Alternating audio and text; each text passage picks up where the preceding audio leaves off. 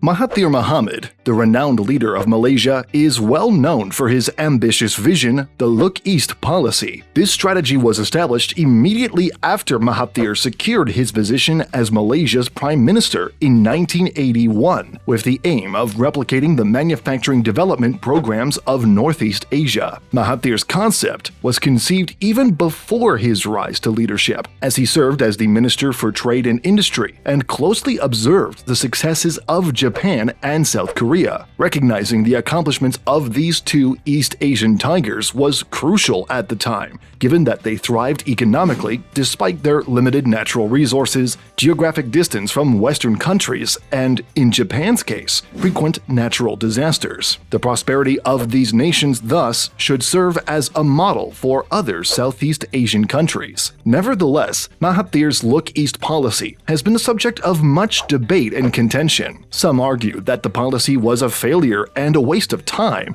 while others maintained that it laid the foundation for Malaysia's current status as a country with the second highest per capita income in Southeast Asia. To fully grasp the impact of the Look East policy on Malaysia, it is essential to trace its journey from its inception.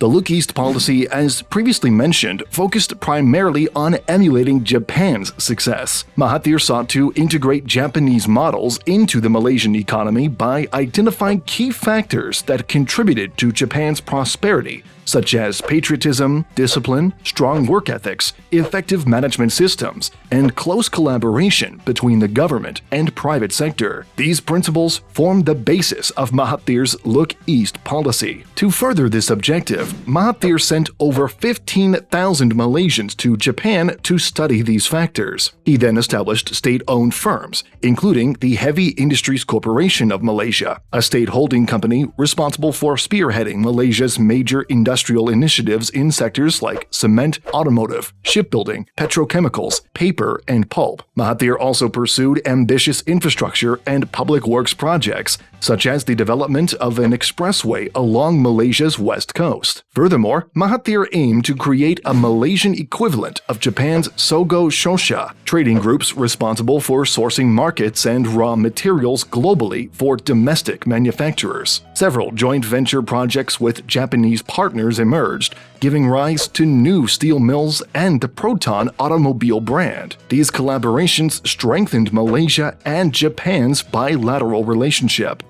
However, the implementation of the Look East policy came with its costs. Mahathir relied on various sources of funding, including foreign debt. The implementation of the Look East policy involved significant funding from foreign debt. While this could have been justified if the funds were utilized for productive investments, much of the spending was directed towards unproductive projects, such as state-owned enterprises and large infrastructure projects that failed to generate the desired economic returns. Consequently, Malaysia's foreign debt to GDP ratio surged from 10% in 1980 to 38% in 1986, burdening the nation with increased financial obligations. Furthermore, one of the primary reasons for the failure of the Look East policy was the misconception of the factors that led to the success of countries like Japan and South Korea. While Mahathir Mohamad focused on replicating their work ethic, discipline, and management systems, he overlooked other crucial aspects, such as export discipline, competitive market structures, and penalties for failure. This misunderstanding resulted in the adoption of policies that failed to drive Malaysia's economic growth in the same manner as its Northeast Asian counterparts. Another key failure of this policy was the global economic landscape. It was known that the rise of China and other emerging economies impacted the policy. The Look East policy failed to adapt to these changes. This lack of flexibility and responsiveness resulted in Malaysia being unable to capitalize on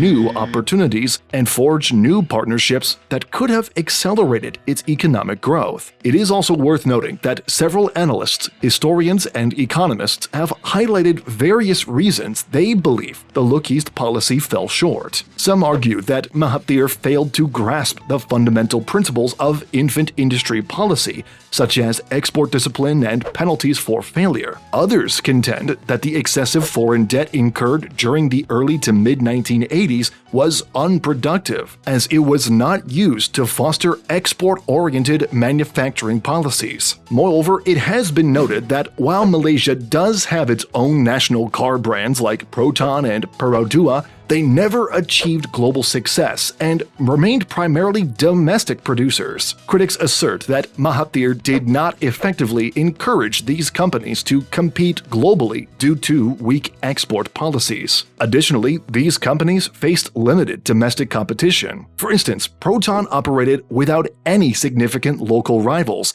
whereas successful companies like South Korea's Hyundai experienced intense competition against other domestic producers. And finally, a contributing factor to the Look East policy's failure was the insufficient focus on education and human capital development. While the policy included sending Malaysians to Japan for training and education, it did not address the systemic issues in Malaysia's education system, leading to a mismatch between the skills of the workforce and the requirements of the rapidly evolving global economy. Before evaluating the success of the Look East policy, it is important to recognize the introduction of Look East Policy 2.0. This updated version aims to address several key areas to ensure Malaysia's continued growth and development. One of the main objectives of this updated policy is to expand its geographical scope. While the original policy primarily focused on Japan, the Look East Policy 2.0 includes other East Asian countries like South Korea and China.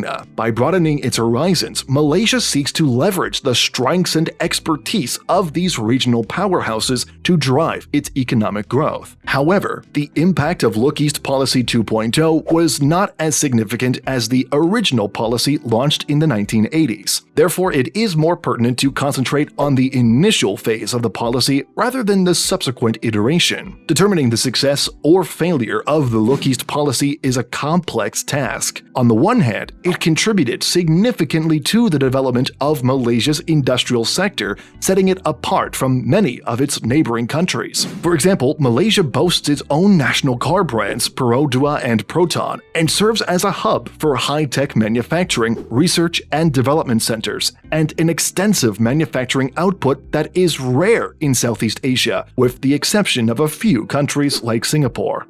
Although the Look East policy implemented by Mahathir Mohamad has faced its fair share of criticism and perceived failures, it is essential to acknowledge the policy's role in building Malaysia's economy. While Malaysia's industrialization may not have progressed as rapidly as that of Singapore, it is still noteworthy compared to other Southeast Asian countries like the Philippines and Indonesia, which experienced slower industrial growth. The Look East policy contributed to Malaysia's industrial sector's overall growth, enabling the country to distinguish itself from many of its Southeast Asian neighbors. A prime example is the establishment of state-owned firms, such as the Heavy Industries Corporation of Malaysia, which drove major industrial initiatives across various sectors, including cement, automotive, shipbuilding, petrochemicals, paper, and pulp. Additionally, the policy led to the development of ambitious infrastructure projects, like the expressway along Malaysia's west coast. These projects improve the country's connectivity and transportation networks, ultimately promoting economic growth and regional development. Furthermore, the Look East policy strengthened Malaysia's ties with Japan through joint ventures and collaborations,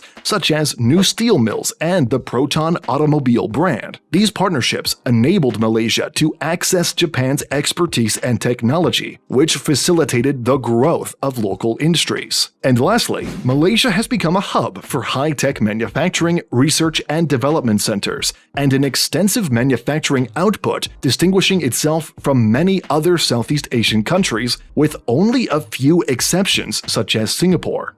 In conclusion, the Look East policy, spearheaded by Mahathir Mohamad, was a bold attempt to emulate the successes of Northeast Asian countries like Japan and South Korea. While the policy contributed significantly to Malaysia's industrial sector's growth and development, it also faced its fair share of criticism and perceived failures. The policy's implementation involved significant funding from foreign debt, which was not utilized productively and burdened the nation with increased financial financial obligations. Mahathir also failed to grasp crucial principles such as export discipline and penalties for failure, leading to policies that failed to drive Malaysia's economic growth. The global economic landscape's rapid evolution and the insufficient focus on education and human capital development also contributed to the policy's failure. However, it is essential to acknowledge the Look East policy's successes, which include the establishment of state-owned firms, ambitious infrastructure projects, and joint ventures and collaborations with Japan. The Look East policy laid the foundation for Malaysia's current status as a country with the second highest per capita income in Southeast Asia and contributed to its industrial sector's overall growth, distinguishing it from many of its Southeast Asian neighbors. With the introduction of Look East Policy 2.0, Malaysia aims to leverage the strengths and expertise of other East Asian countries to drive its economic growth, promising a new chapter in its journey towards economic prosperity.